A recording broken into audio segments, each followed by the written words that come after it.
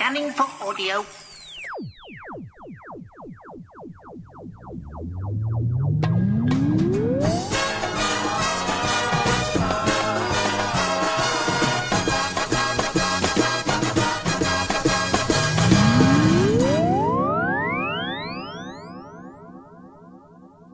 Hello and welcome to July's episode of For Your Consideration with me, Luke, and my co-host, as ever, Michael. Me, Michael. Hello. Hello. Why am I waving? We are recording this on Midsummer's Day, so not that long before it comes out, and the night before the final episode of the current season of Doctor Who. It's in 3.5 hours. Yes, I have finally watched the Christmas special, Church on Ruby Road, which I enjoyed more than I expected to, but I still haven't seen any of the rest of the series. Right. But I have discovered who the big bad is. It's impossible to avoid. Yes. What spoiled it was seeing the thumbnail for the latest Radio Free Scar episode, which has little details at the bottom of the thumbnail as to what it's about. And I was like, oh, okay, well, never mind. Yeah, but let's blame Radio Free Scar. Blame Canada. I mean, I would. To be fair, like the BBC Doctor Who YouTube channel has also been posting clips, so I would have seen it on that. And BBC4 showed it last night. Showed Pyramids of Mars. Oh, showed Pyramids of Mars, did it? Oh, well, okay. They showed a special George Lucasified version. The Tales of the TARDIS with the hand of Sutek. No, the bum hand. What is it? The bum hand of Sutek removed. Yeah. I was always like the thought of it as the cushion holder. The cushion holder of Sutek. But yeah. Yes, but tonight. So my pick this month is Dirk Gently, specifically the 2010 pilot and the 2012 series of 3 that followed. The Mangan version. On BBC4. Stephen Mangan as Dirk Gently, Darren Boyd as Richard Macduff. Made by ITV Studios, but shown on BBC4. Just to be confusing. So that's the pick, but obviously we really need to talk about Douglas Adams because he wrote the books on which this series is very loosely based, and obviously that goes back to Doctor Who and Hitchhikers.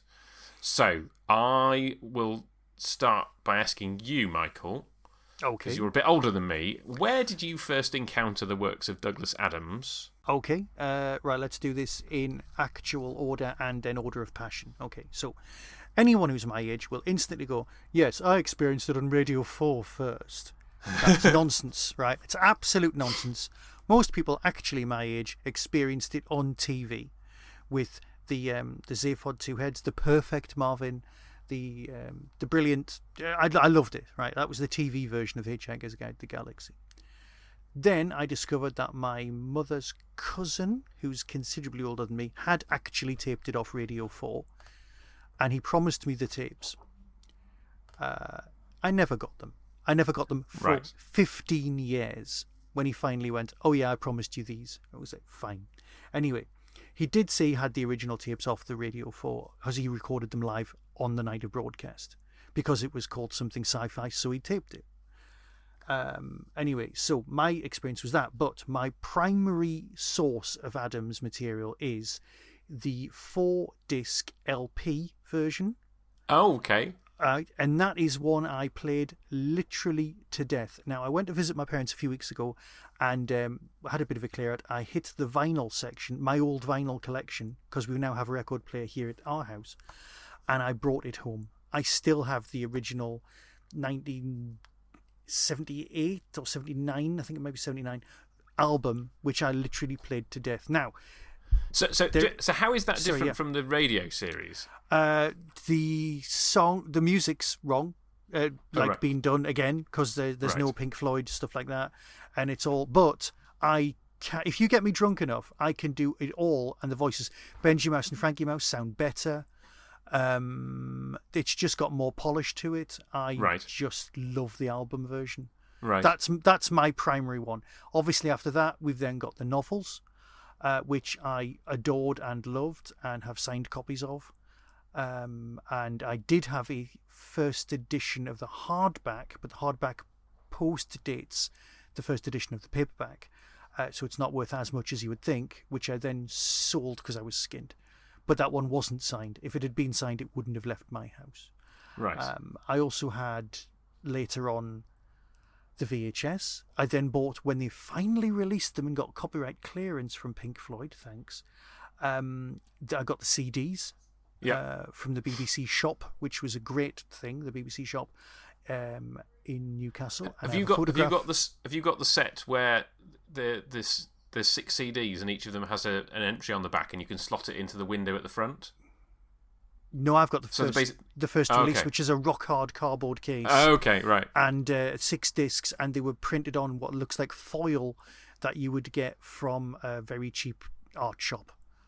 Oh, so I listened to the tape cassette version that was the same cover as those. Yeah, okay. Let me see. So then there's that. Beyond that, I just loved Adams's work. One of my pieces of reading, because we used to do an oral exam in school where you had to read from a book. Course, actually no, that's a lie. What I did for my GCSE drama, for which I got an A+ for, was I did the monologue from the opening of the book. Right, okay. Right, that was it. Because I had the album. I didn't even need to learn it. I just opened my mouth and it came out.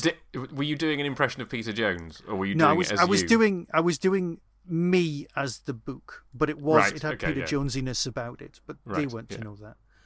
It wasn't a flat... I can't do Peter Jones. I can sound relaxing and calming and cool and all that, but I'm not. Yeah. If I really layer it on, I can be almost book-like. Right. But... yeah, it's a performance. Yeah. Peter Jones was just being Peter Jones and not understanding it. So yeah, basically I've immersed myself in Douglas Adams. My first girlfriend and I, we bonded over the fact that, the thing she liked about me early on was that I knew The Hitchhiker's Guide inside out. Right. Which, obviously, as far as I'm concerned, gets you very high vote marks in my eyes. So yeah, it's always been there. Always. So, so what about Doctor Who? Were you aware that he'd written for Doctor Who? To be fair, I was unaware that... I knew The City of Death was one of my favourite stories, but I hadn't put 2 and 2 together at all. Because it's not credited to him. No, exactly, so I didn't know. Right. I didn't know Pirate Planet. Well, no, I think I might have gone, oh yeah, he did Pirate Planet, but discovered it years later. I was going to say, how old were you in 1978? 6. So you would have been very early stages of Doctor Who. Yeah, okay. My first memories of... I can remember that story, because I remember the parrot. I loved the parrot. I loved K9. So yeah, that was early on. I've got flashes of that. I was unaware that Adams had done the stuff for years, but when I was reading book 4 of The Hitchhiker's Guide, I was like, bits of this are familiar. And then I started putting 2 and 2 together. I'd come across Doctor Who. People were talking about other... I didn't have any other friends who were into Doctor Who. Right. So I was finding everything out for myself. No one was coming along going, oh yeah, I didn't have some ancient mentor going, oh yeah, this exists. Right. Or this, you know what I mean? There was just I discovered stuff for myself randomly. Right. Like reading Doctor Who magazine and things like that. Okay. So I knew I was a giant Douglas Adams fan, and I was unaware of his other stuff. Right. Interesting. So I didn't find The Meaning of Life for years later. I've never read that. I'm aware of it because it's always, if you look in the front of any Douglas Adams book, it's like other things by Douglas Adams, and I'm like, well, I've read Hitchhikers and I've read Dirk Gently, but I've not read Last Chance to See or The Meaning of Life. Yeah. Or The Deeper Meaning of Life. Well, that's cool. The John Lloyd connection, isn't it? Where yes. You've got because he did because John Lloyd did the Hagimemnons, which is why they were written out, because Douglas wanted full control of the narrative so that he'd written everything. I hadn't really thought about that, because I know those the last 2 episodes of the first series are co-written with John Lloyd, aren't they? Yeah, and the primary bits of that, the John Lloydness, are the Hagimenons are removed by Adams, and Hot Black Ships expanded. Because I prefer the Hagimenons to Disaster Area. Yeah, well, personally, You know that I showed you the handmade Red Dwarf T-shirt a few weeks ago? Yeah. At the same time, I also made a handmade Disaster Area T-shirt as well, because that's the kind of fan I was, like you said. So I thought T-shirts were the way to go. Yeah, and perhaps I should have followed that. But anyway, so yeah, it was the sort of thing I would do. It was just always there in my head. The album was played to death. I put it onto tape. I would have it on my Walkman all the time. Okay. It was just it was my go-to calming place. It really was. It still is. It can be. Yeah. So when did you first read the novels of Dirk Gently? I read the Dirk Gently novels on release. Because by that point, in the late 80s. Yeah. Okay, yeah. Right. Well, I was working in. It was when I first started working in the book. No, was I working in the bookshop? Yes, I must have been working in the bookshop. Let me see. What is it? 87. The book. 87 and 88. Yeah. So what year am I? I'm 16 at that point. No. I'm about to start working in the book trade for my Saturday job. So I think. Oh, hang on. Memories cheating. I bought them from Waterstones. On release because I managed to blag the display case from the shop owner. Wow, okay. And I still have the cardboard cutout that says Dirk Gently Sadistic Detective Agency, the brass plaque. Really? I have it inside my illustrated Hitchhiker's Guide to keep it flat. I also have an Arkham Asylum one as well for my claim that I think I was working in the book trade when Long Dark Tea Time comes out in hardback. But Dirk Gently, I think I bought from Waterstones rather than working in Dillon's, which is where I was working the second time. There we go. Cool. Because I spent 10 years working in the book trade, which I bloody loved. Okay. So Adams has always been there in your life. Shall we get my embarrassing Adams story out the way? If you want to. Oh, you don't have to share your embarrassing Adams story. Yeah, well, I do. Right, okay. Do if you feel like okay, this story is... Okay, there's a guy called Steve Saville who is a very good friend of mine and was at the time. And he is an author. He's an author, quite a very successful one, to be honest, if you look him up. He's a thriller writer and a horror writer, and he does shed loads. You can find him at some point. But anyway, he now lives in... I think it's Norway, or is it Sweden? I always get confused where he lives now. But... that's where he's living there. But at the time, he came with me and joined the queue to meet Douglas Adams, and I'd forgotten all about this. I knew I had a signed selection of practically everything by him, and it was all signed at this one event in Waterstones. And he was signing Last Chance to See. So I brought everything with me. I was the annoying twatty fan, right? I really was. It was the worst behaved I'd ever been, right? I had everything. I had the 4 books in one, Hitchhiker's Guide. I had the radio scripts. Yeah. I had the CDs, and I had my Dirk Gentlys. Okay, that wasn't everything, but it felt like everything. I had a big bag because normally I would take 6 things. Poor Terry Pratchett, he had 40-odd books at the end, and people were bringing them all to get signed. That's why I had the hand thing. Anyway, so Douglas was right. So we get to the front of the queue after a very, very long wait. Yeah. And he's just as happy and as nice and as massively tall as ever. And he said to me, why do people want all of these signed? Now, okay, from my point of view, speaking now, 52-year-old me, Steve reminded me of this story 2 years ago, 50-year-old me, I was about to sell my unsigned copy of the Hitchhiker's Guide hardback on Twitter. I said out, I'm selling this, does anyone want it? And Steve messaged me and he reminded me of this story. This story's so embarrassing that I'd blocked it from my memory until he reminded me. I can sort of vaguely guess where this is going. Yeah, so Douglas says to me, according to Steve, and I agree with him because I've remembered it now, why does everyone want these signed? And I said to my absolute literary hero, you'll be dead one day and these will be worth something. And he pissed himself laughing. I made Douglas Adams laugh, which I'm happy about. He's dead now. I'm deeply upset. I regret saying those words for my entire life. That is my embarrassing Douglas Adams story. Oh, I was like, I haven't even got the excuse of being too young. I think I was 20. Yeah. I wasn't an arrogant twat. I wasn't. No. I was a very boring child. I was a dull geek. Yeah. I didn't know what to say or do, but that is word for word what I said. And I was so upset by what I'd done. I think Steve took the piss for a good hour in the pub afterwards. That I blocked it. I loved all of the signed stuff that I've got, but I blocked that memory until he reminded me, and then I went, "Oh shit, that's true." That's what I did. I did that. I'm an idiot. So anyway, that is me and Douglas Adams. But you made him laugh. So I made him laugh. I made my literary hero laugh. I've never thought about it like that until right now, because it's just me racked with a huge amount of embarrassment guilt. Yeah. Oh, wow. Okay. Right. So that's that. And then obviously there's the Hitchhiker's movie, which I've got a love-hate relationship with. There's the Dirk Maggs audio versions of all of the books that I'm very impressed with, and I've got very strong connections with, despite the fact that so many people have had to be recast because they're no longer with us. Yeah. I think they were onto their 4th book in the end. But that's fine. Yes, because William Franklin died.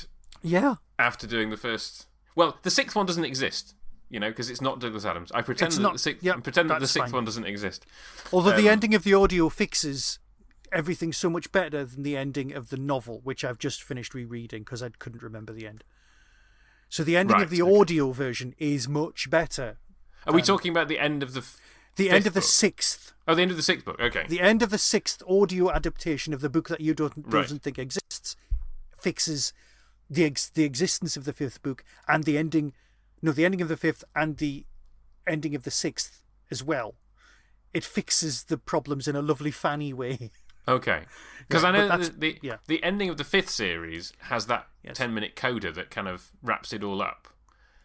And I was just like, well, you don't need to do anything more with this. And then obviously they brought out the 6th novel, and then they adapted the 6th novel. And I think I listened to like half of the first radio episode of that. And I was just like, nope, I am done. This is not for me. That's not for you. No, that's fine. And things should not be for you. Okay, so that is it. Basically, at some point during this experience, I was going to suggest The Hitchhiker's Guide. Then I realised, no, we both love it. What's the point of like, hey, I would like to introduce you to this. You don't think I already know about it? So what's the point? Because this is for your consideration. We're introducing new projects to people, stuff that people might not know. And I think as the single most Doctor Who adjacent thing in the world is The Hitchhiker's Guide to the Galaxy. Right, so that's me. That's you, yes. I guess it's my turn. And to be honest, I can't fully remember the order of everything and what I became aware of when.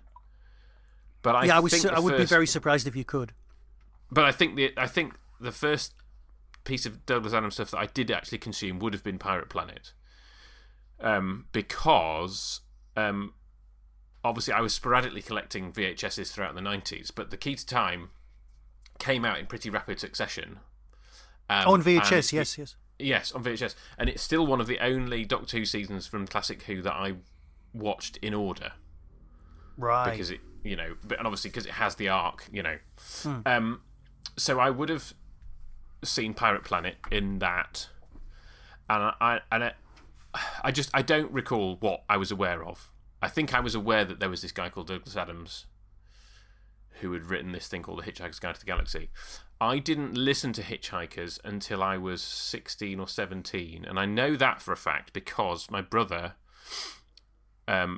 borrowed the tape. Well, he must have heard it at uni, and he borrowed the tapes off a friend, and it was those like you say, the silver foil ones. Yeah. So he came home from uni and lent me those, which was obviously 6 cassette tapes with all 12 original episodes. So I would have listened to that, like I say, when I was 16, 17, before I went to uni myself. And I think again he came across the book of Dirk Gently and would have read that and then again lent it to me. But again, where in the whole shebang, I don't know. Yeah. And I don't recall. I wonder whether, because I have the hardback omnibus. I don't think I read the second novel till I got this, and I don't remember when I got that. So anyway, and then I guess I must have seen City of Death at some point, and I was, I guess, vaguely aware that he was script editor of season 17. Yeah. And it took me a very long time to get round to the books of Hitchhiker. Because I think, in fact, I know this for a fact. So I'd listened to the radio series, then obviously the Dirk Maggs adaptations of 3, 4 and 5 happened while I was at uni. Got you, And I have a very distinct memory of stacking up some books, balancing my DAB radio on top of them, because DAB reception in Sunderland was a bit crap. Yep. And I wanted a proper, crisp, digital stereo recording of the episodes. So it was with one episode at least, it was so bad that I couldn't be in the room. So I basically had the you cable were a conductor of radio energy. Well, yeah. So I don't know what it was, but the cable was coming out the back of the DB radio into my mini disc player. I recorded them onto mini disc. So I basically. I also have a mini disc recorder somewhere. Yeah. So I was listening to Radio 4, pressed record, left the room for half an hour, came back, and then listened to my recording that I had made. That is glorious. I mean, obviously, I then bought the CDs because the CDs were kind of extended, particularly with the fourth and fifth books, because they were only given 4 episodes each rather than 6 episodes each. So there was a lot of material that got left out. So I basically listened to the original radio series, listened to the adaptation of the books, and was like, hang on, why is Arthur Dent back on prehistoric Earth again? And obviously it's because Douglas Adams reworked the order of things when he novelised the second book. Yeah. And then I must have read the books at some point. But I always prefer those original 2 radio series of Hitchhiker to anything else. Yeah. And then the movie came out in my final year of uni. So I watched that, and I like it a lot more than most people seem to.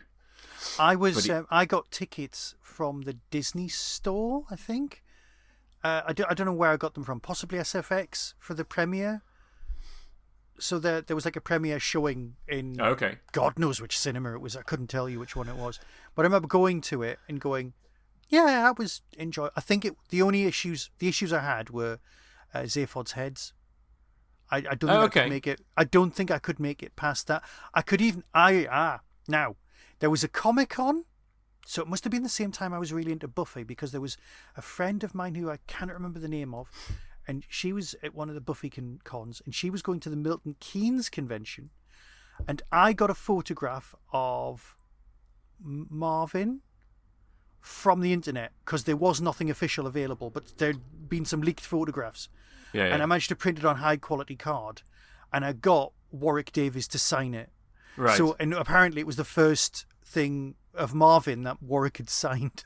Wow. Because nobody had done that, and then I got posted that in the post. So I've not met Warwick. I've just got Warwick's autograph on a Marvin picture. Right. Nice. Which I think predates me even seeing the film, because I got all excited.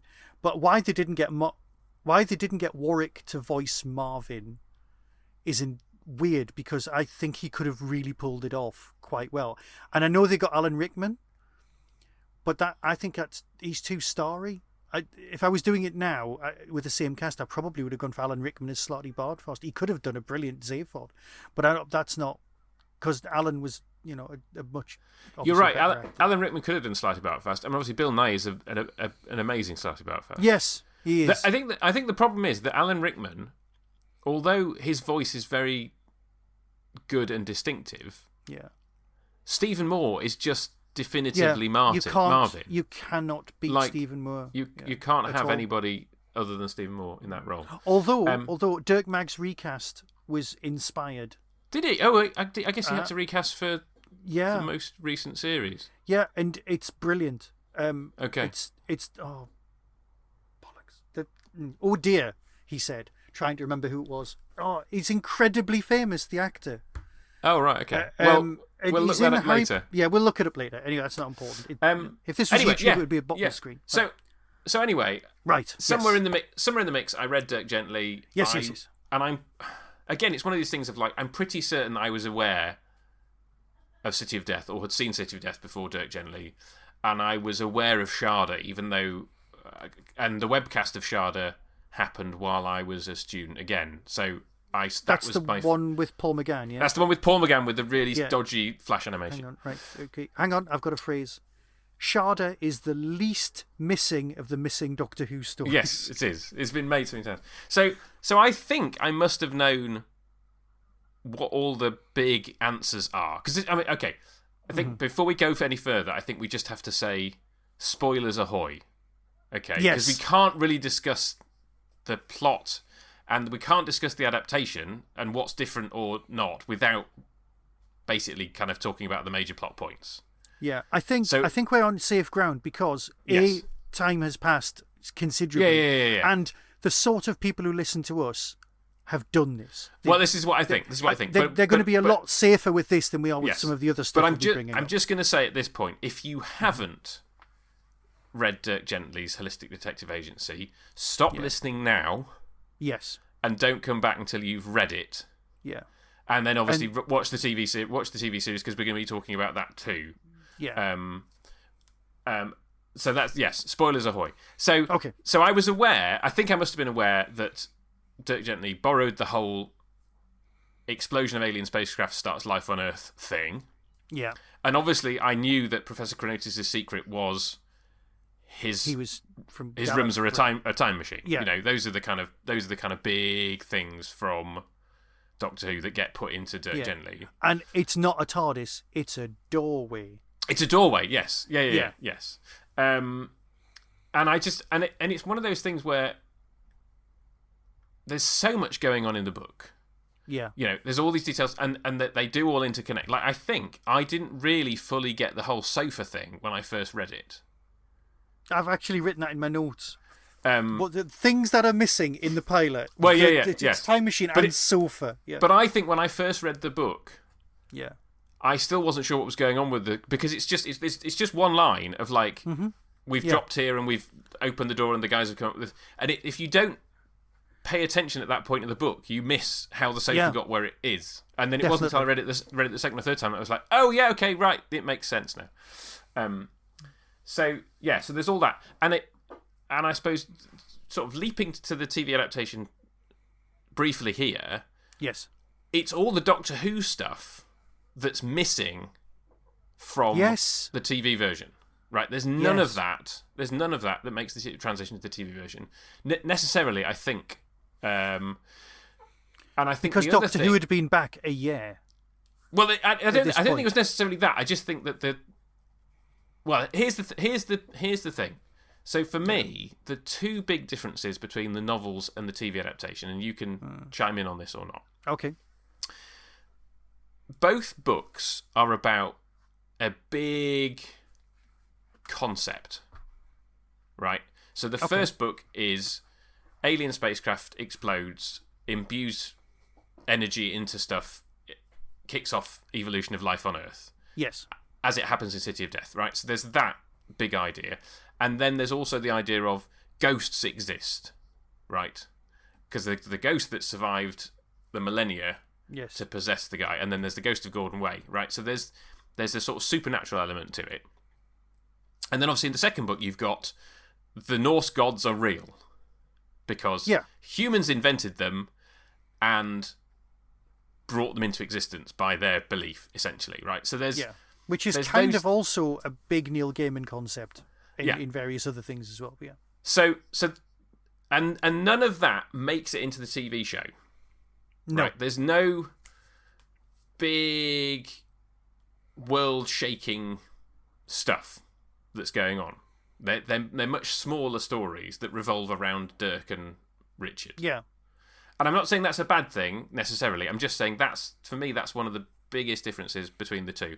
Yeah. The other difference, and you can tell me how much you think I'm right about this as well, is that TV Dirk is not book Dirk.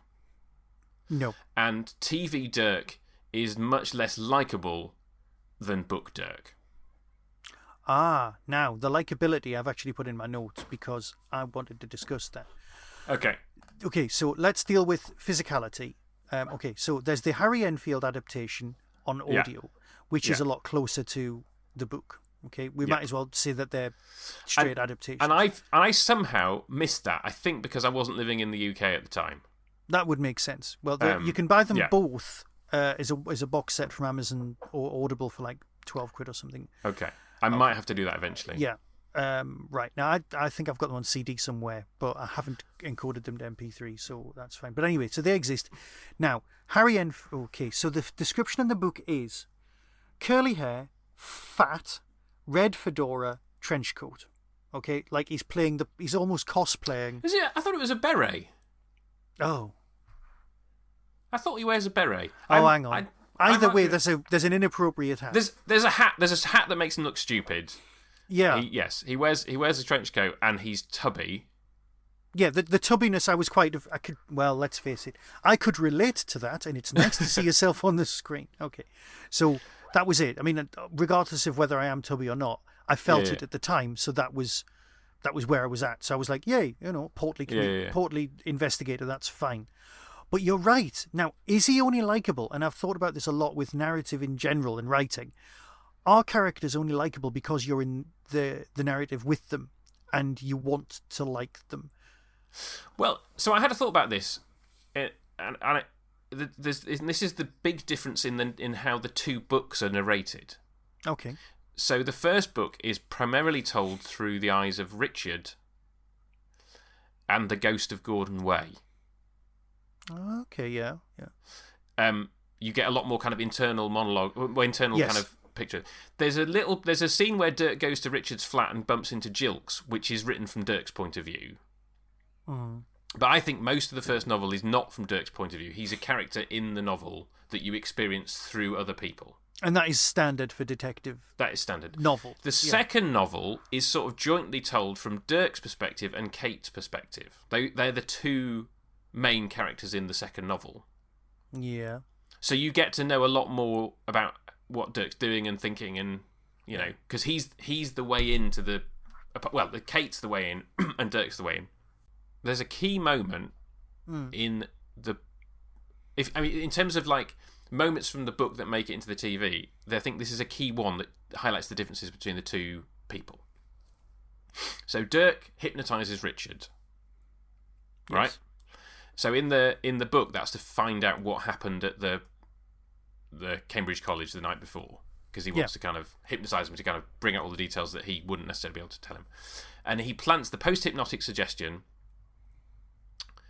to jump into the canal and tread water, right?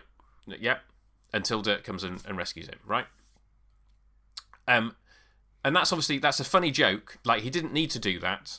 It's slightly mean, but he's also testing out this hypothesis of Richard was acting under the influence of the ghost when he climbed into the flat to erase the answer phone messages. Okay, so there's a sort of... So he's working out how suggestible he truly is. Yeah, he's working that out. And so it is a bit mean to get him to jump into the...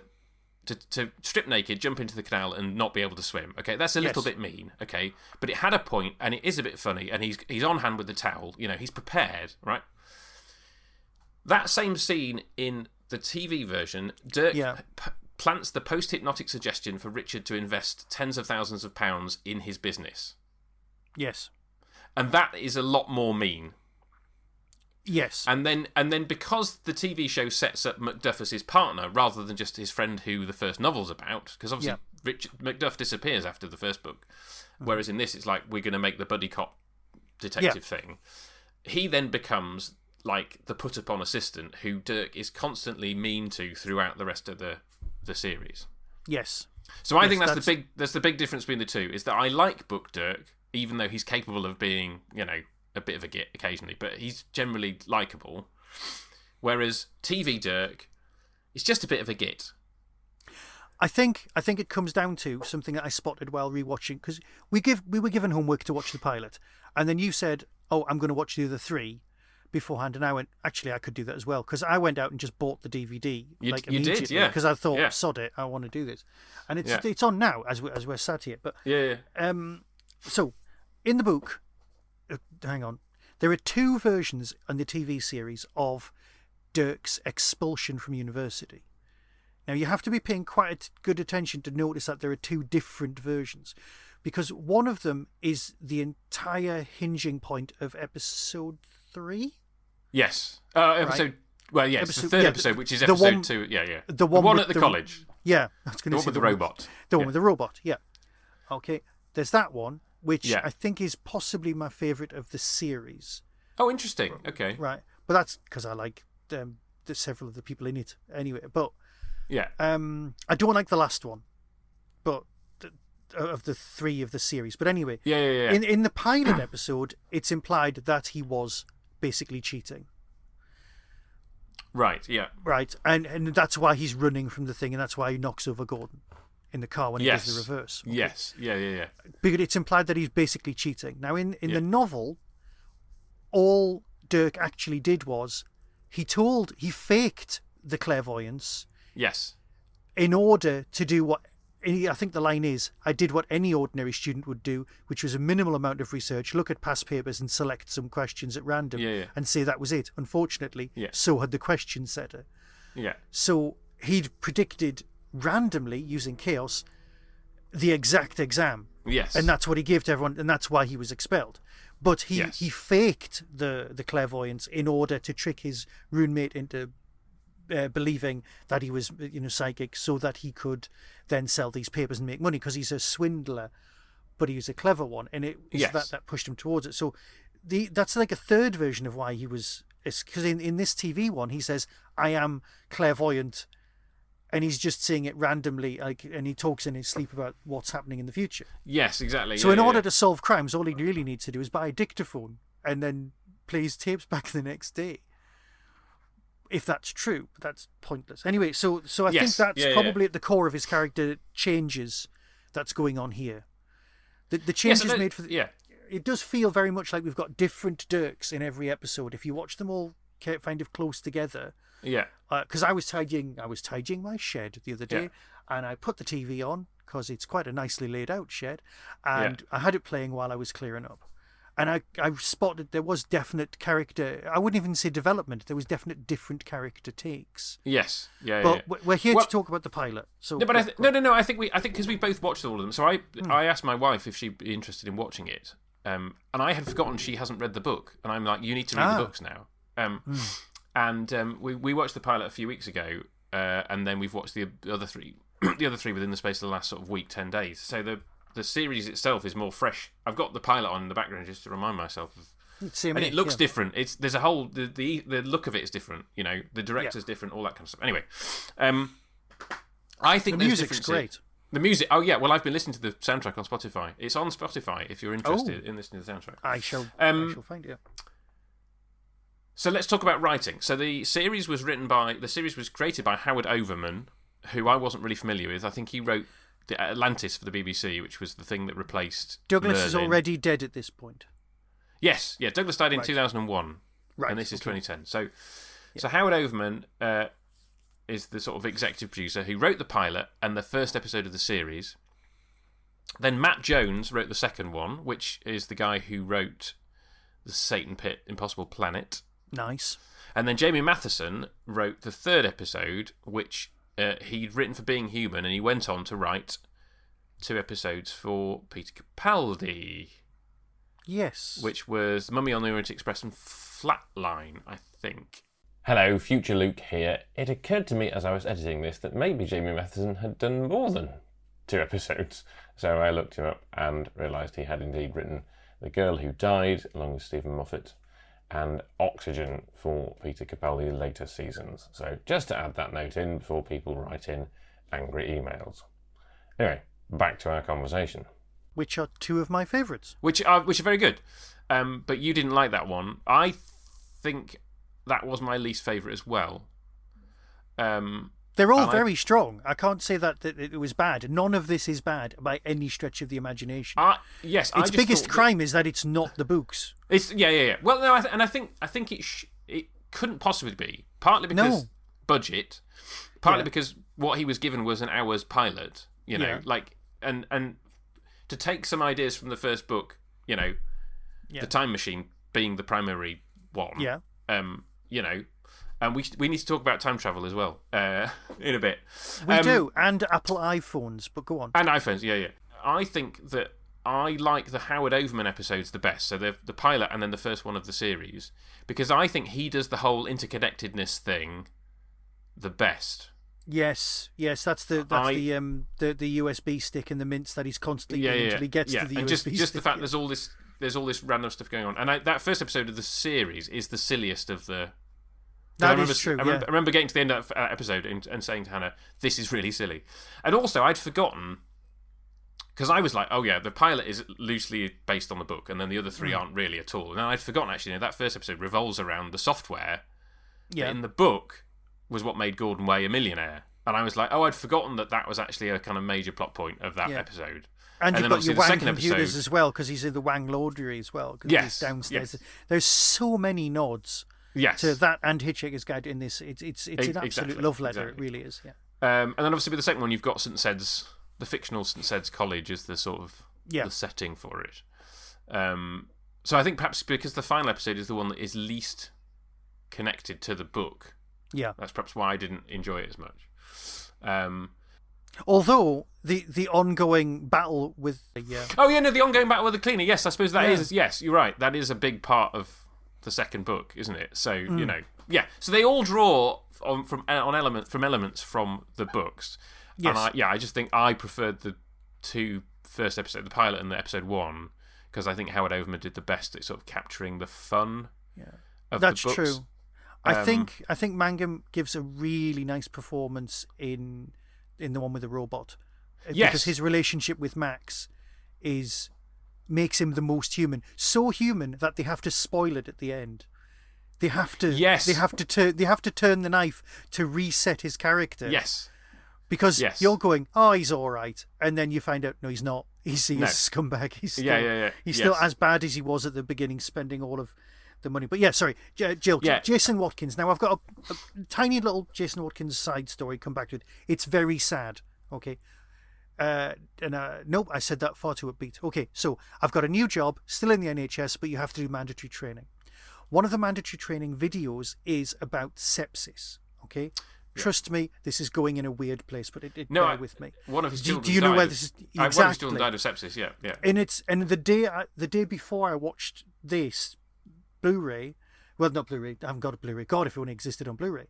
No, before I watched these episodes, I was watching Jason Watkins talk about the death of his daughter through sepsis. It's a sepsis awareness video. Yeah. So I'd just seen someone who I really like, who is in lots of great stuff, and has never put in a bad performance as far as I can tell. He's brilliant. And then he was just telling this incredible, heartbreaking story about his real life. Yeah. And I'd watched him in that, and I was like, no, Jace, it's too real. It's too real now. And then I'm going under this, and I'm like, it's about this. I don't know if it's about the same time. Because I got the dates wrong, and I didn't want to work it out. I didn't want to go, oh my God, this is what's in your head at the same time that this is happening. Jesus, you're good to be able to just get on with, go to work. So anyway, so that was it. So that was I had a double helping of Watkins that day. Yeah. And he's great. He's underused. He's massive. No, he's massively underused, as is Helen Baxendale. That's my next. If you're going to cast Helen Baxendale, I mean, obviously she's not in episode 1 and 3. She's just in the pilot and episode 2. So I have a Helen Baxendale story. It's a very short. Please. It's a Helen Baxendale. Even if it's a long one, I don't care. Tell it. No, it's a Helen Baxendale / Nick Briggs story. So when I was studying in Oxford, so that would have been around about this time actually. So it would have been a similar time to that she'd been in this, and I was doing my final film. So that would have been towards the back end of 2011. So somewhere in this time. And I had a really small part in the film I was making for a mother to one of the main characters.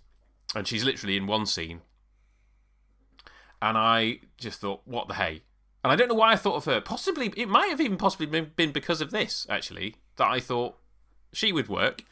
So I found the details of her agent. I emailed her agent and said, look, I'm doing this student film. Would Helen Baxendale be interested? I know why it was. Somehow I discovered that she lived close to Oxford. That was it. I don't know how I knew that. Somehow I knew that she lived close to Oxford. So anyway, and I got a very nice email back from the agent basically saying, no, she's not interested. But yeah, that's my Helen Baxendale story. I've at least contacted her agent about her appearing in a film for me. Anyway, and then I thought, well, there's... Oh, go on. Go on. Well, anyway, so then I thought, there's no reason for this part to be the mother, you know. It just has to be the parent of the character. Yeah. For the purposes of the scene, it has to be the parent of the character. And I just thought, well, I don't know, I'll rewrite it as a bloke, and I sent it to Nick Briggs. Yeah. Because I had met Nick Briggs briefly in a pub while he was filming the extras for the Android Invasion, because that was near where I lived. Always a good place to meet Nick. Yeah. And I went and ambushed them, and I got to hold the boom mic, and I'm on the credits for the DVD extras of the Android Invasion, and I got the DVD for free, and it was in a box set with Invasion of the Dinosaurs. So, yes. Yeah. Thank you, Ed Stradling. Anyway, so I had somehow had Nick Briggs's contact details. Anyway, I emailed him and said, look, I've got this really small part. Would you be the dad in my student film? And he said, I'm really sorry. I'm playing Sherlock Holmes in theatre in Nottingham, but if I was free, I would do it. Nice. So I nearly had Nick Briggs play the dad. Anyway, in the end, I got a local amateur actress through some website, and she was very good. She came along for the afternoon, filmed this scene, and, was great. So I didn't get a famous person in my film, but I tried. But yes, so Helen Baxendale, for someone as famous as she is, she was in Friends, for goodness sake. She is woefully underused in this. She's very good. She just is woefully underused. Yeah, she's...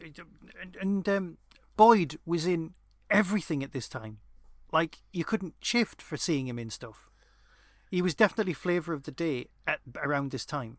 What else was he in? Because I remember seeing him in loads of stuff. He didn't do Doctor Who, because he's not on my Doctor Who. No, he's not on mine either. Watch, list. Yeah, it actually says in my notes, surprisingly. Not. Well, apparently he has done a big finish. Neither.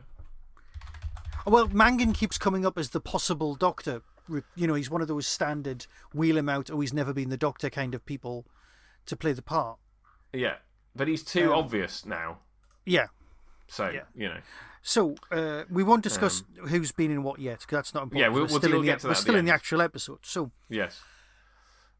Shall we? So we need to focus on this actual pilot, which is why we're here. We're 40 odd minutes in, and we have to focus on the actual pilot. Well, okay, let's focus on the actual. So time wise, okay, for me it's 2010 December, so it's Christmas 2010. Yeah. Okay, so V's born in 2009 in January, so she's not quite 2. So as you will know, as another parent, when you've got a child of this age, you're going to bed early so you don't wake up any children. Right. And you are watching a lot of TV because you're knackered. Yeah. So that's why I ended up watching this on BBC4 when it was on. I have a distinct memory of being in bed watching it on I would say a portable, but it wasn't a portable. It was quite a big TV. Yeah. And but I remember watching that because of the way my world works, Tin Dog podcast number 157. I'm now up to 1,300. But number 157, I actually recorded a review of this at the time. Yeah, and you sent it to me, and I've listened to it. You have listened to it, because I was like, no, there's no need. But one thing, my pronunciation's nicer then. My diction's better. But also, I do agree with many of the things I said at that time as well. Yes. I even bothered to put a trailer in from the actual BBC advert. And I don't know how I did that, but that's nice. So yeah, I enjoyed it then as well, which was nice. I was good, pleased about that. But yeah. Well, so I suppose I should say the reason we're doing it now is because I have this pile on my desk, which I've told you about many times, called my shelf of shame, and it's things that I've bought that I haven't got around to watching. And I looked this up on my Amazon account the other day, and I told you, didn't I? That I bought it in May 2022, so it's been sitting there for 2 years, which I thought, to be honest, I thought it had been there for longer, because I was like, watched this at the time. I remembered it being good. I was like, the DVD's available. I'll buy it and I'll rewatch it. And then I just didn't get around to it. And I thought this podcast is a perfect excuse to kind of go back to it. So let's do it. No, I'm really pleased. I'm also really pleased that you suggested it, because I got it off eBay for like £2. Well, there you go. And I was just over the moon. I've thoroughly enjoyed it. It took some time to get round to watching it, but yeah. So you were a relatively new parent. I was in Oxford. I just moved to Oxford, so I started my course in Oxford in September 2010. Yep. And I finished in February 2012. So basically, the series proper came out just after I finished my course, and the pilot happened just as I was kind of living there. But I lived in Bristol immediately before moving to Oxford, and this was shot in Bristol. Right. So it's standing in for London, but I will ask you Bristol-based questions another time. Well, no. So the one thing that pinged in my head, and it was a thing of like, did this ping in my head at the time? The fish and chip shop, which was called Pembroke Fish Bar. Yes. Must have been a proper fish and chip shop. They didn't have the budget to kind of mock one up. It must have been like, we need to location scout a fish and chip shop. We're going to pick that one. And I've Googled it. It doesn't appear to exist in Bristol anymore. But obviously it's it's a long time. Yeah. But I distinctly remember, it pinged in my head as like, did I know that fish and chip shop? And I don't know whether that was just me kind of remembering watching it the first time around, but my feeling was that I knew where that was, but I couldn't tell you now because it's been, 14 years since I lived in Bristol. But yeah, and there are bits of it where I go, yes, this does look like Bristol, but they did take a lot of... I read about it, and they were like, we were trying to kind of make sure that we were picking bits of Bristol that didn't look obviously Bristol, because they were trying to make it look like London. Yeah. So there's that.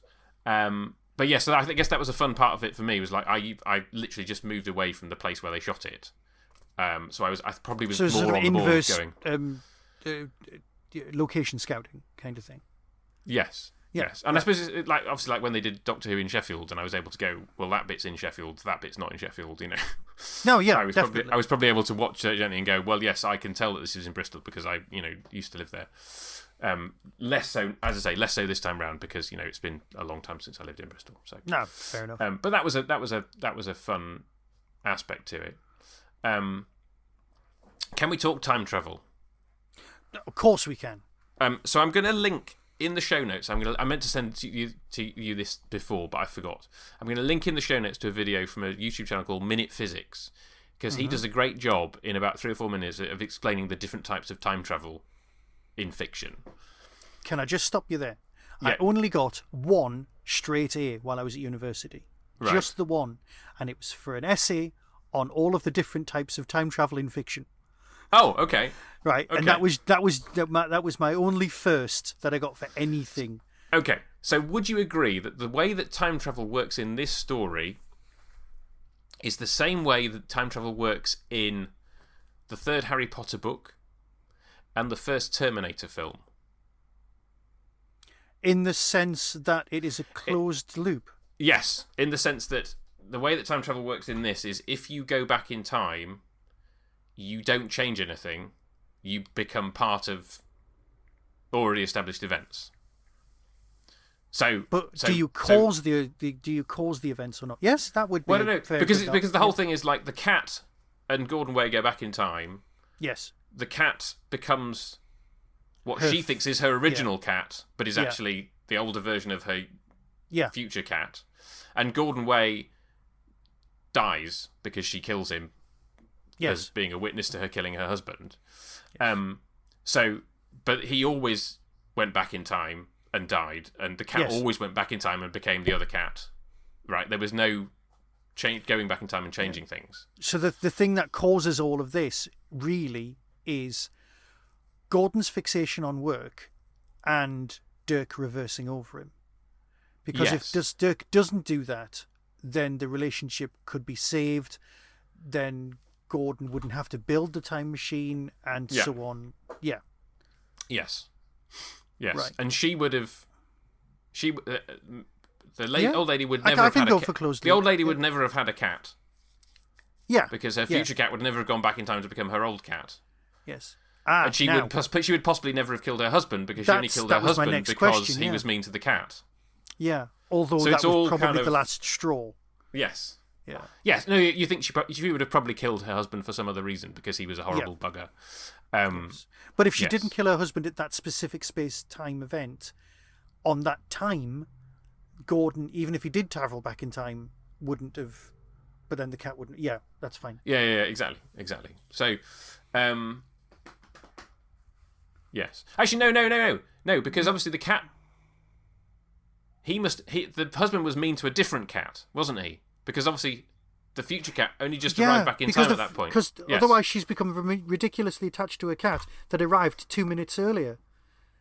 Because I think the only thing that Gordon does... Oh no, he takes the flowers with him. So he steps from the time machine in order to go and find this Susan. woman who's at least... Susan, who's 10 years younger than him at this point because it's the older... Well, yeah, I know. Gordon. I know. Anyway, it's so yes, that's fine. Yeah. But anyway, so I'm going to link to the video because I think it's a really good, and I'll send it to you as well. But it's a really good explanation of the different ways that time travel works in fiction. Because obviously there's lots of different ways of time travel working. Yeah. Obviously in the book, it works differently in that they go back in time and change things. Yes. And Reg reveals that the reason that the dodo died out was because he was too busy saving the coelacanth. Yeah. You know, and in the original timeline, Kubla Khan is a longer poem. Is a much longer. See, I wish I'd known that. That made me feel really upset.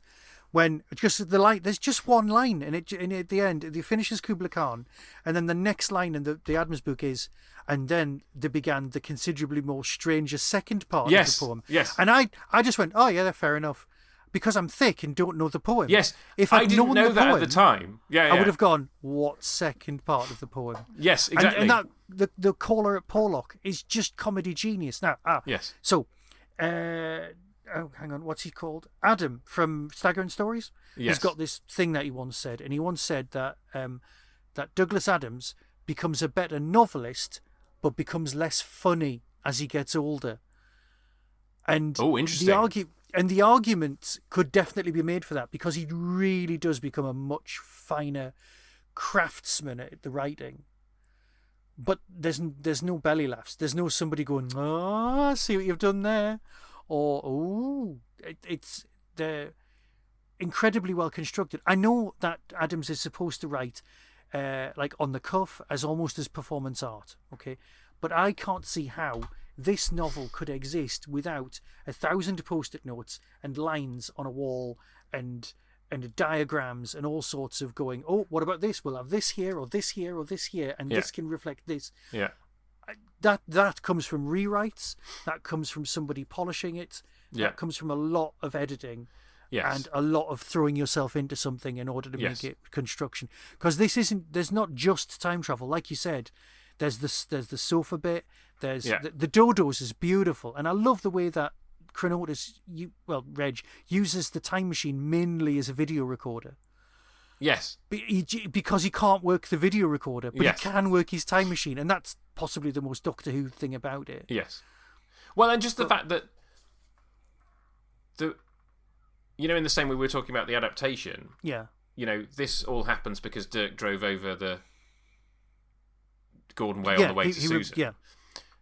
The reason that the whole electric monk happens and kills Gordon Way is because Reg wants to cheer up a little girl, and so he has to go, and he gets a tan, and therefore he needs to put some powder on his face that makes him look like he hasn't been anywhere, so he goes to the planet where the powder is, and the electric monk gets into his time machine. It's one of those things where the first time you read it, you're just like, how the heck does all this stuff come together, and why is it all happening? And then at the end, you're just like, well, it's really elegantly put together. Like there isn't anybody in there who shouldn't be there. Like they're all there for the same, ultimately for the same reason. It's been written to look effortless. Yes, because your Hitchhiker's Guide to the Galaxy is one straight narrative. Yes, and obviously with the first radio series in particular, they're just making it up as they go along. Well, yeah.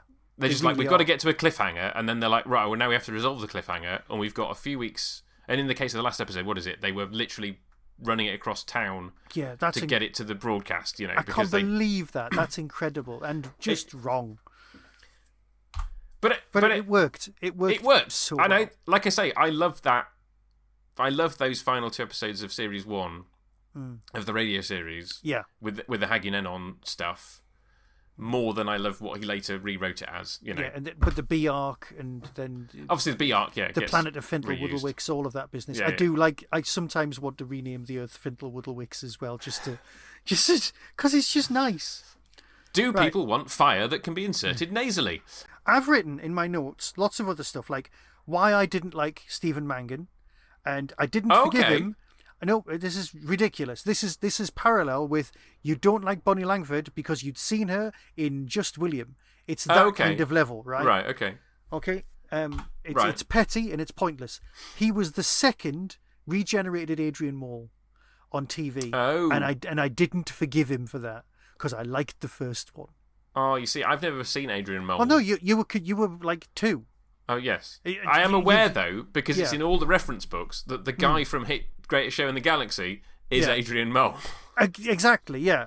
But I didn't know that. I just thought he looked like him, and I was very fond of that first series of Adrian Mole because I'd loved the book. Because me and my grandma read the book together, like between us, we read it at the same time, and we just used to. Right. So that was just a nice thing we had. and then Mangan comes in later and replaces him for considerably later on as well. So I hadn't really forgiven him, and I'd never watched Green Wing, which is weird because it should be right up my street. See, I never watched Green Wing, but I did watch episodes. Ah, yes. Of which course. Is the thing with him and Tamsin Gregg and Matt LeBlanc. Yeah. Which was... I'm not sure I ever saw the final series. It seemed to get increasingly crude. Fair enough. I have a kind of a tolerance for crude that is a lot higher than my parents, certainly. Yeah. But still, it's not there's a point where you go, okay, that's just unnecessary. But it was very, very funny. Okay, so... so I liked him in that. On my notes, and I'm just glancing at them now, my thing I need to mention is I've got the words written, frog on a chair. And I don't know why I've written frog on a chair. And if anyone wants to tell me why I've written frog on a chair, please feel free to put it in the comments. I mean, the frog on the chair presumably is a reference to that Jodie Whittaker episode of Doctor Who. That's what I'm thinking. But I don't know why I've written it, because these notes were written a few weeks ago. Yeah, I'm not entirely sure how that relates to this episode of Dirk I'm looking Gently. at my notes going, I've got this. The child at the school, the one in the book goes, well, it's bleeding obvious, mate. He's got a time machine. He's got a time machine. Right? And he solves the problem for him, right? Yes. But there's the child in the school's in this. It's the same child, quite clearly, because that scene's great, but that's obviously missing from the storyline. Yes.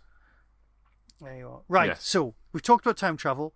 Now, my problem then, because you've listened to my review from ages ago, and now was the same problem with the whole episode. She realises that there might be something going on with the time travel aspect when she finds Gordon's phone in the old lady's stuff and plays the recorded message she sent to Gordon on his phone. The iPhone has been in a box for the best part of a decade and the battery's still live. Oh, yes. I mean, that is the most preposterous part of the whole thing. Literally, I'd believe time travel in front of an iPhone battery lasting more than a week. Yeah. More than 2 days, to be honest. Yes. So that is. I mean, there is also the question of like what the heck she thought it was. True. Because she would have had no idea what it was, and you kind of think, well, did she never wonder where he came from? And I suppose she just murdered him and her husband, so perhaps it was just a case of I just have to get rid of this and forget about it because it's such a traumatic thing that I've done. Did she bury the body in the garden? So there's two bodies in the garden. Yes, right. The implication is she buried both bodies in the garden. Yeah, and then she kills herself. She kills herself at the end. Yes. That's a very nicely constructed scene where they all drive in very fast to the hospital. That is beautifully done. Yes, the fact that she tells them she's poisoned them, but actually she's just getting them out of the way so she can commit suicide. That was very clever. Actually, I've just realised something. Okay, sorry, yes. I was thinking the differences between the books. Okay, the Electric Monk was what I was going to ask you about. Yes. Are you a fan of the Electric Monk, or do you just see him because? Oh, I think the Electric Monk. Yeah. The Electric Monk is hilarious. Yeah, it's absolutely. Yeah. I mean, so I suppose the thing that we haven't talked about, which does come up in more, I think, episode 3, with the whole like cons for Jesus, is Adams was an atheist, and he was quite publicly an atheist, and he wrote stuff and did talks and was friends with Dawkins. The fact that he was an atheist, and off the back of the first Dirk Gently novel, Richard Dawkins became friends with Douglas Adams, and then Douglas Adams introduced Richard Dawkins to Lalla Ward. And apparently they're no longer together. I don't know. They separated a few years ago. Yes, did they? I didn't know. Okay. I think where Dawkins is at now in the public sphere is quite an interesting place, but it's a whole other conversation. He was always an evolutionary biologist. But it makes me think. It makes me wonder. It's one of those things where I'm like, where would Douglas Adams be in the public discourse were he still alive? And I think that is a very interesting question, and one that we can't answer because he's dead. But I think that's an interesting question. Well, I think a lot of that's answered in Salmon of a Doubt, because the Stephen Fry's introduction where he's talking about Douglas would have loved iPads and things like that, but he would have probably gone, but I invented all of those myself. Yes, so I think as far as the technology goes, he would still be the apple nut that he was. I reckon he'd be working for Apple. I reckon he'd actually be working for them. I would be intrigued as to know where he would stand on where the public discourse about faith and atheism and Christianity and all. I wonder where he would be in relation to all of that, given where Dawkins is, and the fact that he's separated from Lalla Ward. I don't know why they're separated, but I wonder whether they just don't see eye to eye on stuff anymore. And you just wonder where Douglas would be. But while he was alive, he wrote about his atheism. He was very clear that he'd grown up as a Christian, as Dawkins did. You know, they have similar stories, and that they got to a point in their teenage years where they were like, I don't believe this anymore. It doesn't make any sense to me. And obviously, Douglas Adams reading The Selfish Gene made him kind of go, well, I don't need there's a perfectly good scientific explanation here. I don't need God. Yeah. And that's sort of I feel that doesn't come across particularly strongly in his work, and it's partly why I didn't like the Sixth Hitchhiker book, because Owen Colfer went proper atheist with the Sixth Hitchhiker book, and there's that sort of paralleled slightly in the Dirk Gently TV series, in that Dirk is very clearly scientifically minded, and he kind of makes a point of saying, well, I'm scientifically minded, therefore I don't have faith in God. He kind of makes that point. Yes, yeah, he actually says those words for word to the bloke who isn't Reg. Yes. And obviously, you know me, I think that's bollocks, right? Because the whole antagonism between science and faith in God is manufactured, right? Okay, it's entirely dependent on your philosophy of science and your theology. Okay, and if you want to bring them into conflict, as people like Richard Dawkins do, you can. Yeah, but you don't have to, right? It's entirely possible to hold those two things together. And if you don't believe me, I've filmed some much brainier, sciencey Christian people, which again, if you want that stuff, it's out there online. To be fair, both arguments are out there online. It's really not a problem. Basically, my point being, you don't have to. Science and faith don't have to be in conflict, whereas Dirk very clearly believes that they are. Yeah. And I think Adams did. But so I'd just be intrigued as to kind of, in the 23 years since he's been dead, where he would be in the public discourse now, based on what he wrote when he was alive. It's just an intriguing what if that we will never know. It's very rare. This side of the millennium, it's very rare to come across people who have figures in the public domain who have gone from atheist to believer. But you do meet people who become believers later in life as they become closer to their life ending.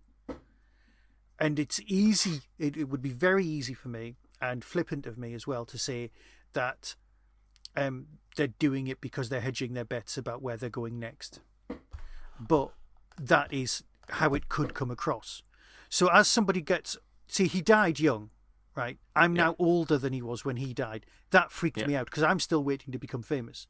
And he'd done shed loads before. But no, I'm saying that was it's very sad of me to still think like that at 52. But that is a personality failing of mine. Because no matter how regarded in the world I would become, I would still not feel like I'd achieved very much. But that's just me. What I'm saying is, because he died young, he didn't get a chance to get to that point, to reconsider whether he needed faith or not in his life. Yeah. I suspect from the things that I've read, and I know he was always going for the joke, so you can never be 100% certain, but I suspect that he would definitely have been still on the side of the atheist, still pushing that whole, like me, still pushing the whole, religion, it's great, it got us where we are, but the problems it causes, it's not worth it. Because although we had this conversation before, it's the excuse people are using, they're pulling out in order to do the things that they wanted to do, the bad things that they had in mind in the first place. It's like, this is the badge we're going to wear in order to say we're in this team, let's behave this way. Yes. And some people on the same team are going, well, actually, that's not what my team is about, but we're going on the bandwagon as well. So, So I think because I think that's what's at the core of the God delusion, if you want to go down that route. And you can buy The God Delusion, as read by Lala Ward. If you want to hear Lala Ward swear, you can buy it on CD and then listen to that and then get rid of it. So that's a good way of hearing Lala swear. I can't remember whether it was talking to you on this podcast or not. But I think I got like a page or two into the introduction before throwing it across the room. Not fair enough. Because I was just like, you're so wrong in your introduction. I can't. You know. He does get several of his religious generalizations a bit too general. But I think his overarching argument does. Well, I think it was just the fact that like he can't. We're talking about Dawkins now, aren't we? We are, which we can. Yeah, but we'll do this for 2 minutes. Basically, my final word on Dawkins is that I think he's so narrow in that he has to see everything through the eyes of his speciality. You know, like that and he seems to not have a sense of humour. I think there's a big difference between him and Adams. Is that obviously Adams had a great sense of humour. Richard Dawkins seems to be entirely lacking in a sense of humour. Right. And that's why I had a lot more time for Adams than I would ever have for Richard Dawkins. No, that's it. Somebody said, would you rather have a friend who was funny or who was honest all the time? And I was like, it's funny. I need that is what I need. I need that connection with the company. Anyway, sorry. So yeah, you see, you've got time for Adams, but you've not got time for Dawkins because he does come across as a bit of a misery. And I think we've answered our question about Lala Ward. Yeah. if he, as he gets older, he becomes the miserable old man that many of us are becoming, then I get that, you know. Anyway, do you have any more notes before we go into Spot the Doctor Who actor? Right. We've already covered the stuff. Let me just have a quick shufty. See, taking plot points from City of Death was a bit of a dangerous area for fandom because the people who read Adams would spot that. But taking plot points from Sharda at that point, perfectly reasonable. Because if you're going to steal from something that you think at this point isn't going to be seen by anyone or read by anyone. Yeah. Now it's wrong because as you can, on the shelf behind me, I've got Sharda and City of Death here in hardback, first editions, just there. Yes. But he was dead by the time those. But he's happened. dead. He's dead, and the James obviously, the video of Sharda came out 4 or 5 years after. With the little script book that you could get. Yes. The VHS. Yes. But I guess he must have agreed to that happening. Yeah. Right. Yeah. So you know. Anyway. Right. So yeah, Dirk's character, he's not a nice man. Changeable at best, awful at worst. He is, like you said, he was a terrible person. And we didn't get any more. They decided not to commission any more, even though by BBC4 standards it had quite a good audience. Yeah, and they've made the other series, which I think is on Netflix, and neither of us have watched it. Well, I watched the first 5 minutes and decided. I watched the first 5 minutes and decided it wasn't for me. Well, fair enough, but I think I put it on and then got sidetracked and did something else. And I didn't even get to that point. I read a description of it on Wikipedia, and I was just like, no, that's not Dirk Gently at all. Right. You know, so like he's a holistic detective because he's kind of some spin-off from a CIA black ops project, and you're just like, okay, it may well be fun, but it's not Dirk Gently. So fair enough. Okay, that makes sense. So yeah, so that's where we're at. Okay. All my notes are just repeating stuff like that. So we've got two things that we always do at this point. We've got the cast, and we've got what we're doing next time. Yes. Unless you've got stuff in your notes. No, that's fine. No, I mean I don't write notes. Remember, I think I've said everything that I want to say, and I'll probably come back and go, oh, we didn't talk about whatever. So across the 4 episodes, there are a number of Doctor Who people, and there's a Torchwood and a Sarah Jane Adventures one that I threw in for luck. I got the Sarah Jane one. Did you? Okay. Yes. So hit me with who you spotted in the pilot episode then, Michael. Okay. So Jason Watkins, the wasted actor, he's been in Nightmare in Silver. Well, he's wasted in that as well. He certainly is.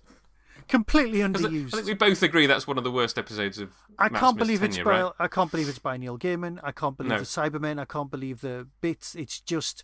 Yeah. It's wrong. It could have been fixed so much easier, and just making the Cybermen run was pointless. Yes. And that was where it lost me. Go on. Who did you spot from? And Sarah Jane, Warwick's then? in that as well, and he could have been brilliant. Yeah. Oh, wasted as well. Sorry, Sarah Jane. It's Doreen Mantle, right? The woman from One Foot in the Grave. I was convinced that she was in Doctor Who. I was convinced that she was in the episode where Rose loses her face, and it's the wire. Yes. Yeah, you thought that was the Gran. Yes, I did. I thought that was the Gran. But the Gran was the lady from Fury from the Deep. Yes, there we go. So, no, wasn't her. So, but she was in Sarah Jane. Yeah. I knew she'd done a Doctor, but she was in Sarah Jane. She was in Sarah Jane, yeah. I think it was Ivor Gorgon. It was Ivor Gorgon as Mrs. Randall. Absolutely loved Sarah Jane. It was so much better than Doctor Who at the time. So the other two, who I didn't spot at all, Alicia Bailey, who was a reporter, so it must have been a very small part, was Isabella in The Vampires of Venice. You know, the daughter that got turned into a vampire. Yes. And then Alex Parry, who was the barman. You know, there's a scene where they go in the pub and he's like, "Your mate told me you were paying." There's another example of Dirk being mean. Yep. He was in Torchwood Day 1. So, yeah, not going to remember him. Now, I've got one that I don't think you've got. Oh, okay. You will not have this. From the pilot? A reason. Hang on, I can't remember. Yes, from the pilot. Go on, then. No, you won't have it, because it's not your area of expertise, because it's Big Finish. Oh, yes. No, I did know this. I didn't put him down, but okay, yes. Right. But you know him from... You know his dad from other stuff, quite clearly. His dad? Yeah. Who's his dad? Is his dad Ian Richardson? Yes. I didn't know that. If you put the episode on and just listen, there's a definite thing going on with the voice. I mean, I think I've heard... Did he do stuff for BBV before he did stuff for Big Finish? Yeah, but he's... Because I know the name, Miles Richardson. Yes, which is obviously Braxitel from City the Braxitel Collection. Yeah.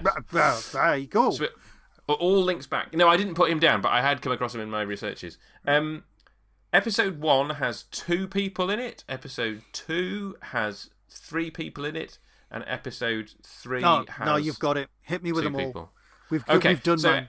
So episode 1, and these are all... Episode 1 and episode 3, quite small parts. Episode 2 has more substantial parts. Okay. So episode 1, Miranda Raisin, who was the fake wife... Yes. Who got bumped off... Is in lots of Big Finish. She's in lots of Big Finish. She's in the Sister Boniface Mysteries. But she was Tallulah with the very dodgy New York accent in Daleks in Manhattan. You know, sings the big musical number and is in love with the guy who got turned into a pig. Yeah, I'll stick with the Big Finish if that's all right. And then Colin McFarlane, who was in like Batman Begins and stuff, who was not the hypnotist, the horoscope dude. He apparently did some alien voices in Voyage of the Damned. No idea. And then he was Moran in Under the Lake, so he's one of the dudes that got turned into a ghost. Yeah, he's in lots of things. He's in lots of things. Yeah, you see him everywhere. You're like, oh, it's him again. Episode 2. I mean, you can give me episode 2. Oh, you know who it is in episode 2. Well, I've got all I've got is Miranda Raisin. Oh no, that was episode 1. Sorry. Sorry. You mean no? Sorry. Yes, yeah. Idiot. It's the commander of the ship that's landing in the Hitchhiker's Guide to the Galaxy. Yes. Great automated heaps. He's also in Alvida's in Pet Series 2 as the main villain, Ali Fraser. And he's also in Series 4 of Hitchhikers as the guy who drives the truck, who's the rain god. True, and he's... but hang on, there was a really, really important one that I can't remember now. Oh, yes, he's also the narrator in the place where... The repair shop. He's the voiceover of the repair shop. Okay. Yes. But go on. He's also the lead in another series that's on my list, which I have been having trouble tracking down. Okay, what is it? So I'm not going to tell you because it will spoil it if we eventually do it. Right. But anyway, yes, Bill Patterson. Who was he in Doctor Who? I'm kicking myself now. You are going to kick yourself. It's not a very good episode, to be fair. Well, that's not... At the minute, that's not narrowing it down. Teletubby Daleks. Oh, yes. He was a bomb. He was a robot bomb, yes. Yeah. Mark, you could have fixed that so easily. Sorry. You could have. the other two, Sylvester Latouzle, who is in everything. She was the female scientist, Imelda Ransom. You know, the one that created maths. Oh yes. Her very first acting role, where she is credited as Sylvester Latouzle rather than Latouzle, is one of the children in The Mind Robber. You know, the ones that... Yes! Do you not know this? No. Yeah. I'm very impressed. If you go back and watch that, you can tell which one she is. It's been a while, but I think I will. But you need to go watch that. I think it's in episode... Oh, no, I'm very impressed by that. Yeah. I am. I just knew. I've always known that she was in that. And then the other one, I didn't spot this guy at all. Andrew Leung, who was Noel, who was pretending to be the other guy. Yeah. He was Dr. Chang in Dark Water. And I haven't rewatched that episode of Peter Capaldi, so I don't remember him at all. Right. And then, we are really scraping the barrel with episode 3. So, hold on to your horses.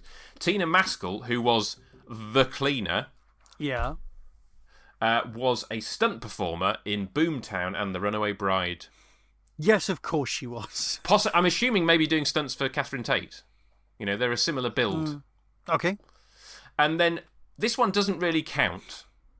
I'm only putting it in my because favourites. I'm only putting it in because he had a credit on the Dirk Gently episode, and he was playing essentially the same character in Doctor Who, but uncredited in Doctor Who. So Jason Stevens, who was credited as Heavy One, nice, because he was the Heavy that spoke.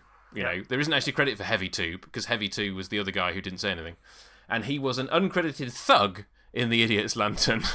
Nice. So of course we wouldn't have spotted him. So anyway, that's the whole lot. Well, there you go. That is marvellous. So, we've had a sort of extended episode we needed to talk about the books and the adaptation. We have, and we've probably missed a lot out. Well, there's so much more that could be. I mean, if we'd done the book properly, there's so much more to be said about the book. And we haven't really talked about the second book at all. No. But I love them both. So this was July. So by the time you hear this, you'll all have finished Doctor Who. I still won't have. I mean, I will eventually watch the series. In 2 weeks' time from when this goes out, I will be at the Standby for Action 2 concert in Birmingham. Nice. Which is going to be presented by John Culshaw, and we'll have a live new bit of Stingray to kick off their kind of 60th anniversary Stingray celebrations. So if you're at Birmingham, whatever it's called, the music venue in Birmingham, if you're at that gig, come and say hello if you can spot me. You'll be the person who looks like you. Yep.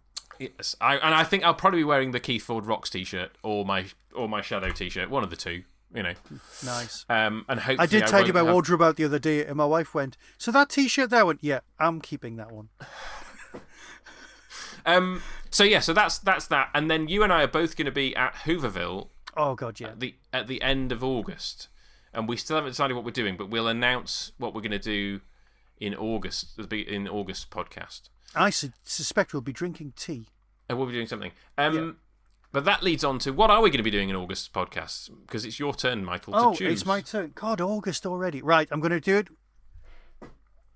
It's the single most... Oh, no! It's the single most okay. Doctor Who adjacent programme ever made. Wow. It's Blake 7. Now, I was racking my brains going, right, Blake 7, I want to do it. You've not seen it. No, I have. You have seen it. I've seen it all once about 15 years ago. Smashing. Right, so it's coming... I was of the opinion that you'd missed it or something. Right, I mean, I was obviously too young first time round, but yes, I caught up with it. I wasn't. I caught up with it on DVD probably when I was living in Bristol, actually. Right, or Oxford, sometime in that ballpark of my life. I was going to go episode 1 and 2. Oh, okay. That introduces practically everyone and the ship. Okay. Because if it's just episode 1, all you've got is a week of misery. And if it's episode 2, you've got a week of misery and hope. that was where you kind of do need to watch them back to back, don't you? Basically, you need to watch the first 3 episodes because then you're like set and you've had Brian. But so you're going for like introing it rather than picking your favourite later in the series. Because I was racking my brains, but that was the mistake I made with Star Cops. I went straight to the end. You did, and that was pants. So I thought, no, I'll overcorrect, and we'll go for the first. And we'll go for the first 2 Blake Sevens. Okay. Right, because it is. We need to get it out the way because there are other things on my list that I want to introduce to you that I know for a fact you've not seen. Yeah. And there are things that I've rewatched and I've thought I'll put them on the list that I might possibly have removed from the list because I don't want to. I don't want to have them as for your consideration. But there are some definite question marks on my list. Yeah, the question marks are growing on mine. So anyway, I was fairly safe with Blake 7. I also know that our beloved and probably attractive listeners would actually, kind of want to embrace Blake 7 a bit. Yeah. So let's go for it. Let's go to episode 1 and episode 2. Yeah. Well, I don't have them, so you're going to have to send me copies of those episodes I've got watch. I've got 2 copies of the first DVD. I will send you the first DVD again. I don't know how I've got an extra disc one, so I shall send you my disc one. It is, because I'm a skinflint, the Dutch version. Because I could not afford the proper DVDs when they came out. And I thought, here's me, I'll hedge my bets, I'll buy these, and then I'll wait for the Blu-ray. So as we all sit round quietly waiting for the Blu-rays to eventually arrive, after all these decades, when Blu-rays probably isn't being made anymore, we're going to do it. So yeah, I will send you the disc. Not a problem. Okay. Well, I look forward to doing Blake 7 when we record sometime in July to be released in August. Sometime in July. God knows when, because it's been 7 weeks. Because you said, we're recording this one very late in the day, and I've got an insane weekend next weekend, so I've got to find some time to edit this in the next few days. If it's a bit late. It's fine. It's fine. No, it will go out on the 1st of July. Yes. Ish. Anyway, it's been a pleasure. I'm glad I chose it. I'm glad we've watched it. I'm glad that my wife was able to join me watching this one, because she doesn't usually join in, but we had a good time, which is why I've been able to watch the whole series rather than just the one episode. And I'm glad you enjoyed it too. So I will say farewell, and I will leave the final word, as ever, to your good self. Until next time, be seeing you.